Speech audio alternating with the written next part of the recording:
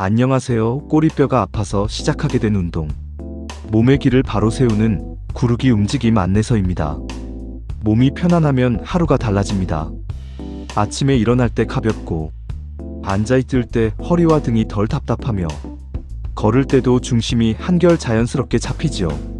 우리는 바쁜 일상 속에서 몸의 균형을 놓치기 쉽습니다. 한쪽으로 기대어 앉는 습관, 오래 서 있는 생활, 무심코 다리를 꼬는 버릇. 이런 작은 생활 습관이 쌓이면 몸의 길이 흐트러지고 움직임도 둔해질 수 있습니다. 이 글은 몸의 중심을 다시 느끼고 부드러운 움직임으로 균형을 되찾는 데 도움을 주기 위해 쓰였습니다. 특별히 여기서 소개하는 구르기 움직임은 어렵지 않으면서도 몸 전체를 고르게 쓰게 해주는 기본 동작입니다.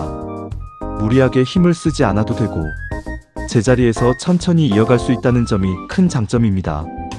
몸은 갑자기 바뀌지 않습니다.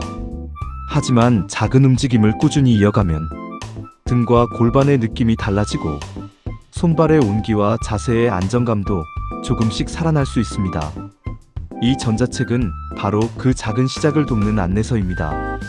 왜 몸의 균형이 중요한가? 몸은 서로 이어져 있습니다. 발의 방향이 달라지면 무릎이 영향을 받고 무릎의 긴장이 이어지면 골반과 허리도 반응합니다. 허리가 불편하면 등과 어깨가 굽고 그 여파는 목까지 이어질 수 있습니다. 그래서 몸의 균형은 어느 한 부위만의 이야기가 아닙니다. 전체가 함께 움직이고 함께 조율되는 과정입니다. 특히 골반과 고관절 주변은 몸의 중심을 받쳐주는 중요한 자리입니다. 이곳이 부드럽게 움직여야 걸음도 자연스럽고 앉고 서는 동작도 편안해집니다. 몸의 균형이 흐트러졌을 때는 자세가 쉽게 무너지고 한쪽으로 힘이 쏠리며 움직일수록 더 지치는 느낌이 들 수 있습니다. 반대로 중심이 바로 서기 시작하면 등이 펴지는 느낌이 살아나고 호흡도 한결 넉넉해지며 동작 하나하나가 덜 버거워질 수 있습니다.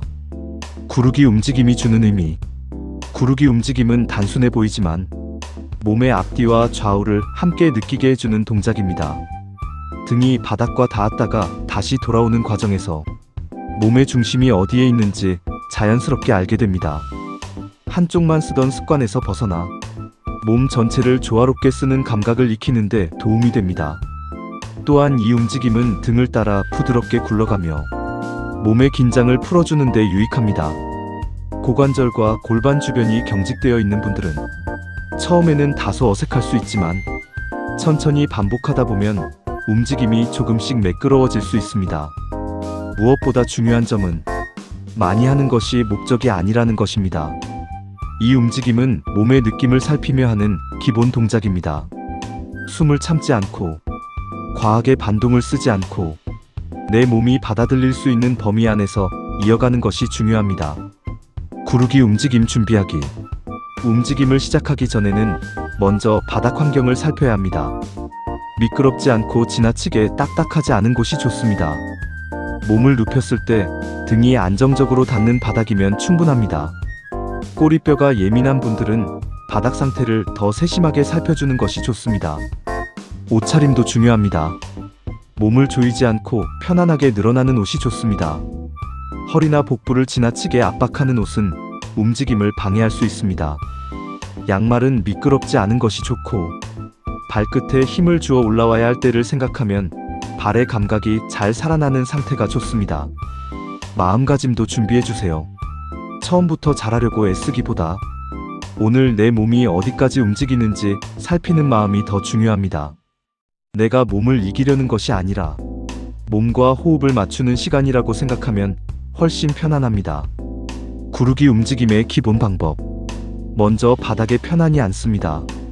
몸의 중심이 뒤로 무너지지 않도록 천천히 자세를 잡아줍니다. 양쪽 다리는 자연스럽게 모으고 등은 과하게 굽히지 않은 채 편안하게 둡니다. 그 다음 몸을 뒤로 보내며 등을 바닥에 닿게 합니다. 이때 지나치게 힘을 써서 머리 쪽까지 깊게 올라갈 필요는 없습니다. 등이 바닥에 닿는 정도로만 부드럽게 움직여도 충분합니다. 다시 앞으로 돌아올 때는 발끝에 가볍게 힘을 주며 올라옵니다. 처음에는 올라오는 동작이 잘 안 될 수 있습니다. 그럴 때는 끝까지 올라오려 애쓰지 말고 조금씩 굴러보는 것부터 시작하면 됩니다. 등이 닿는 감각과 골반이 말리는 흐름을 익히다 보면 조금씩 움직임이 자연스러워질 수 있습니다. 중요한 점은 반동보다 흐름입니다. 급하게 휙 움직이는 것이 아니라 뒤로 갔다가 다시 오는 흐름을 느끼며 이어가야 합니다. 그래야 몸이 놀라지 않고 움직임도 더 안정적으로 자리 잡게 됩니다. 어느 정도 하면 좋은가? 처음 시작하는 분이라면 짧게 해도 충분합니다. 약 1분 안팎으로 가볍게 이어가거나 몸 상태에 따라 횟수를 적당히 나누어 해도 좋습니다. 중요한 것은 숫자보다 몸의 반응입니다. 몸이 편안하고 호흡이 안정적이라면 이어갈 수 있지만 어지럽거나 목과 허리에 힘이 몰리면 잠시 쉬어야 합니다. 많이 할수록 좋다는 생각은 내려놓는 것이 좋습니다. 몸은 경쟁의 대상이 아니라 돌봄의 대상이기 때문입니다. 하루에 한 번이라도 꾸준히 이어가면 내 몸의 리듬을 확인하는 데 큰 도움이 됩니다. 어떤 날은 부드럽게 되고 어떤 날은 뻣뻣할 수 있습니다. 그 차이를 느끼는 것만으로도 몸을 이해하는 감각이 자라납니다. 이런 분들에게 도움이 되는 연습 습관, 오래 앉아 지내는 분, 한쪽으로 기대어 앉는 습관이 있는 분, 등과 골반 주변이 자주 굳는 분, 몸의 중심이 한쪽으로 쏠리는 느낌이 드는 분에게 이 움직임은 기초를 다시 잡는 데 유익할 수 있습니다. 손발이 쉽게 차가워지는 분들도 몸을 부드럽게 움직이며 순환의 감각을 깨우는 데 도움을 받을 수 있습니다. 등이 굳어 있으면 움직임 전체가 작아지기 쉬운데 구르기 움직임은 등을 따라 부드럽게 자극을 주며 전신의 연결감을 느끼게 해줍니다. 다만 몸 상태가 매우 예민한 날에는 횟수와 강도를 낮추는 것이 좋습니다.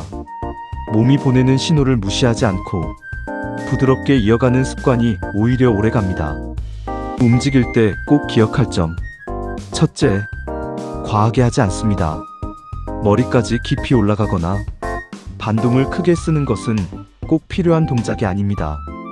등이 바닥에 닿는 정도만으로도 충분히 의미가 있습니다. 둘째, 호흡을 멈추지 않습니다. 숨을 참으면 몸이 더 긴장하기 쉽습니다. 천천히 들이쉬고 내쉬며 리듬을 맞추면 동작도 훨씬 부드러워집니다. 셋째, 아픈 것을 참고 밀어붙이지 않습니다.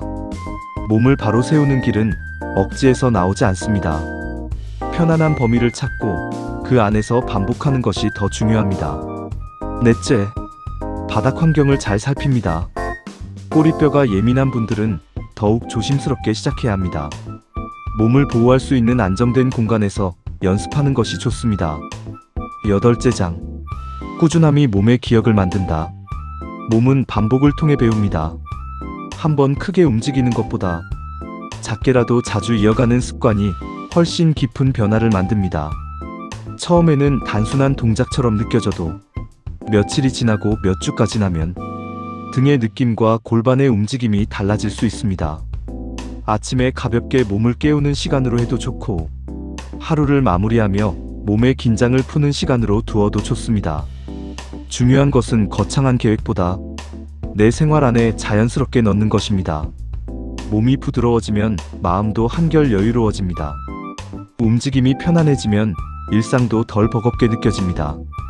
그래서 작은 운동 하나가 단순한 동작을 넘어 삶의 리듬을 정돈하는 시간이 되기도 합니다. 구르기 움직임은 화려하지 않습니다.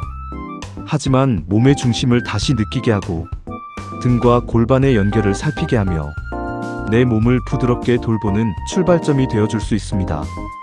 중요한 것은 완벽한 자세가 아닙니다. 오늘의 몸에 귀를 기울이는 태도입니다. 조금 어색해도 괜찮고 천천히 해도 괜찮습니다. 내 몸이 받아들일 수 있는 만큼만 이어가면 됩니다. 매일 잠깐이라도 몸을 바르게 세우는 시간을 가져보세요. 그 작은 반복이 쌓이면 몸의 길도 마음의 결도 한층 단정해질 수 있습니다. 부드럽고 편안한 움직임으로 당신의 하루가 조금 더 가벼워지기를 바랍니다.